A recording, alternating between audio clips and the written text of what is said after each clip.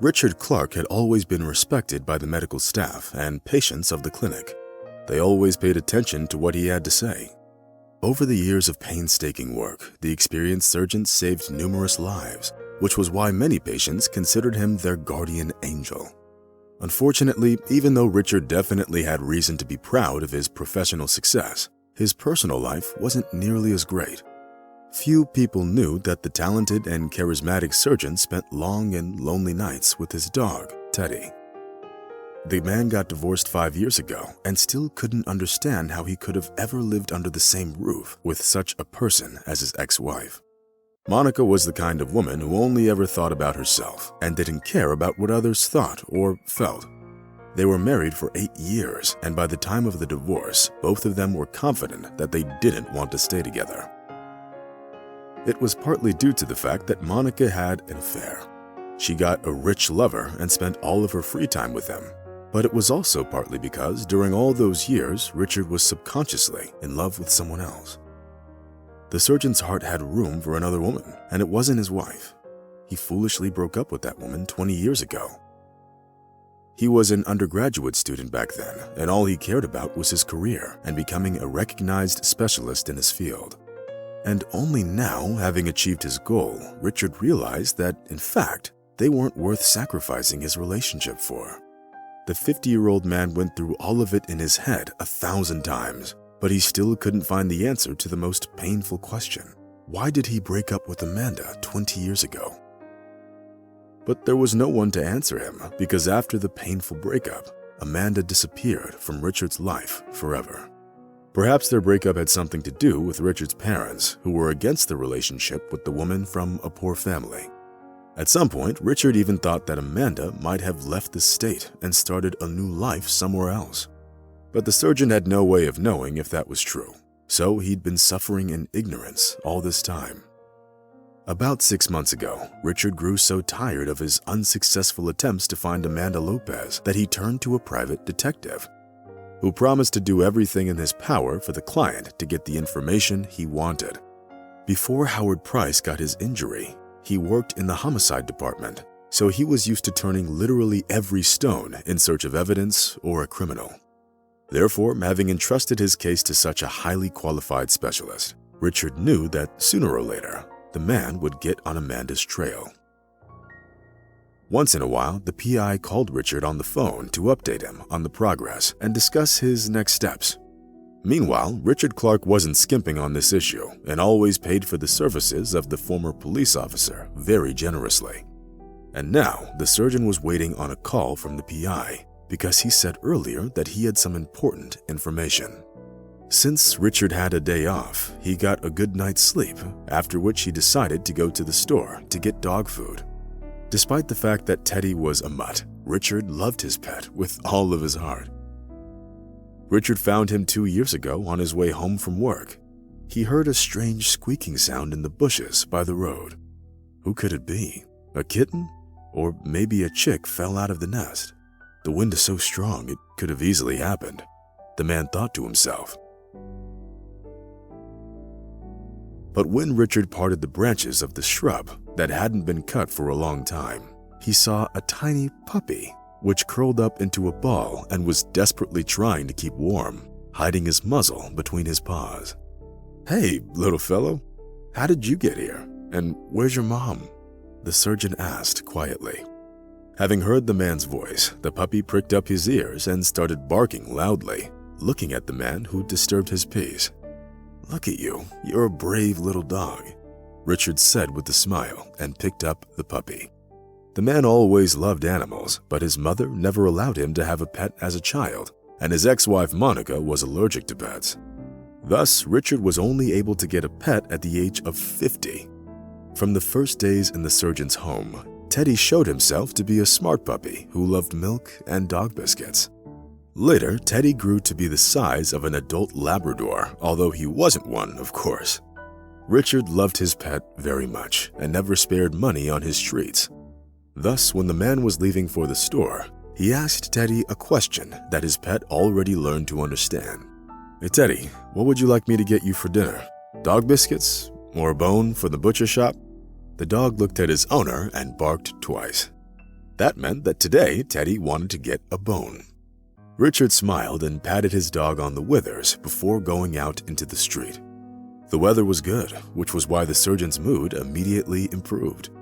Richard walked down the street, stopping from time to time to exchange a few words with former patients, who always recognized their doctor, even from a distance. The man had about 100 yards to go when he saw a very strange scene play out right before his eyes. It happened in the parking lot near the shopping mall, where taxi drivers had been driving since forever. A poorly dressed young woman was talking to one of the drivers. She was already in tears and desperately trying to prove her case. The situation was aggravated by the fact that the stranger was in the last stages of pregnancy, touching her round tummy from time to time as if afraid to disturb the baby. Richard immediately realized that the poor woman and the taxi driver couldn't agree on the price and were thus having a very public argument. "No, don't even think about it. I won't take you anywhere for those lousy $5. At least 8 and no stops on the way. I have a lot of work," the taxi driver said louder than he had to. "But sir, I only have $10 and I also need to stop by a pharmacy and a flower shop," the woman answered with a sob. She was dressed in old, rather shabby clothes. Richard's heart couldn't stand seeing tears on her beautiful, slightly pale face. "Miss, is there anything I can do to help you?" The stranger came closer before asking. "Hey, old man, you should be on your way. Can't you see I'm talking to a customer here?" The taxi driver answered instead of the woman. But Richard wasn't of the timid kind and wasn't going to give up so easily.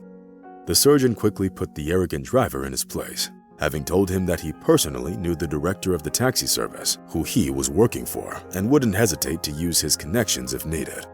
The driver immediately changed in the face, and quite expectedly changed his attitude. Meanwhile, Richard took the young woman aside and offered her his help. "Sir, I'm so embarrassed, but I have a little financial problem. My fiance broke up with me as soon as he found out about the pregnancy. I grew up in an orphanage because I don't have any living relatives, but don't think anything bad of me. I never beg for money.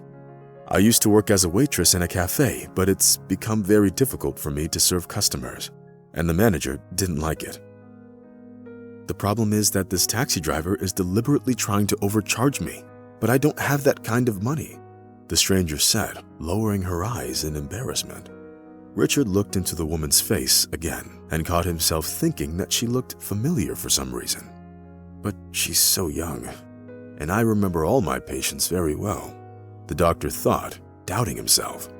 Realizing that the woman needed help, Richard reached into his pocket and pulled out everything that he had there without the slightest hesitation. There were about 3 brand new $100 bills. The man didn't doubt his instinct for a second and handed the money over to the young woman. "Here, take it, miss. There's enough to pay for the taxi and whatever else you need. Sure, it's not all that much, but it's still better than nothing," Richard said, holding out the money. The woman's eyes immediately filled with tears. "Thank you, sir. I'm so grateful to you. Even my baby is grateful to you. But don't worry, I'll definitely pay you back." "Don't worry about it, miss. You don't need to pay me back. It's the least I can do for you. Take care of yourself and your child." Richard touched her hand as he said goodbye. The woman watched the man leave and thanked God for sending him to help her. Meanwhile, Richard went home because he gave all of his money to the young woman, so now he couldn't buy anything for Teddy. "It's okay, you'll get by with the biscuits for now," the doctor said, seeing the disappointment in the eyes of the dog that greeted him by the door. Teddy pouted for a little bit, then wagged his tail and became as affectionate as before. However, Richard wasn't destined to have a quiet day at home. About an hour later, the private detective called Richard and told him some very important news. "Mr. Clark, are you busy, sir? I found Amanda Lopez. I don't know how to say it. I'm sorry for the bluntness. Amanda's dead. She died 20 years ago. Here's the information you'll need to find her grave at the city cemetery." What do you mean, dead? How's that possible? I thought she simply left town," the man whispered, knowing full well that people rarely made mistakes like that. Half an hour later, he was at the city cemetery where an old caretaker helped him find Amanda's grave. But when Richard approached it, he saw that there was a young woman with a bouquet of white lilies standing by the grave.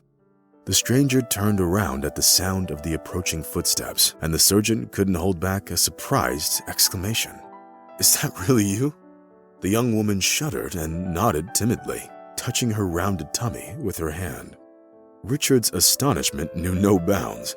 Standing in front of him was the same pregnant woman he helped earlier that day. The man came closer and only now realized that the stranger looked a lot like his ex-girlfriend, Amanda. As it turned out a little later, the pregnant woman's name was April Lopez, and she was Amanda's daughter, and Amanda died 20 years ago from leukemia. How could it have happened? Why didn't she tell me anything? Richard whispered with tears in his eyes. But then he looked at the grave of his beloved and realized that she simply didn't want to interfere with his medical practice and get in the way of his career. Amanda had always been modest, and her daughter inherited all the best traits of her late mother. By an evil twist of fate, April found herself repeating her mother's fate. She was also alone with a young child in her care. After listening to April's touching story, Richard suddenly put together the dates and made an amazing discovery. But Amanda and I broke up 8 months before April was born. What if? The surgeon thought, afraid to believe his suspicions could be true. Richard knew that only a DNA test could give him a definitive answer, and April was happy to agree to it as soon as he asked her. Looking into the eyes of the young woman, Richard Clark hugged her and whispered, "We don't need any tests, honey. I already know that you're my daughter. I can feel it in my heart." "Thank you, Dad," April replied with a sob. The father and daughter just stood there, embracing for a few more minutes, which touched the hearts of the cemetery caretaker, who couldn't hold back his tears at the sight of this emotional reunion. Richard and April went back to the city together. They talked about everything in the world on their way to the surgeon's house and greatly enjoyed each other's company. During the years spent at the orphanage, April yearned for parental affection so much that she reached out to her father like a flower reaching for the sun. Meanwhile, Richard was on cloud 9. Having learned that he had a daughter and would soon become a grandfather to a beautiful baby, the man couldn't be happier and more excited. Looking at this beautiful couple, passers-by couldn't help but smile and make way for them. Richard held his daughter's hand and closed his eyes, remembering the time when he used to walk around the city just like that, only holding her mother's hand instead, and he truly couldn't be happier.